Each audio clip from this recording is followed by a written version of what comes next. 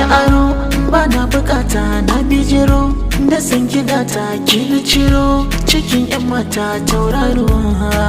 ta ke na taro masoyiyata karkon haro na kunji mata na kirkiro mata baitukanta aminiya ta gwafure ke kadai zan bai wafure yan mata karkutare ba abinda ba zan yi ba kan yar gata ba abinda ba zan miki ba na yarda kan ki in zan togawa babu abinda zan boye ma sirri na zan nuna ma bacin rai zan kore ma farin ciki zan kawo ma babi ya kai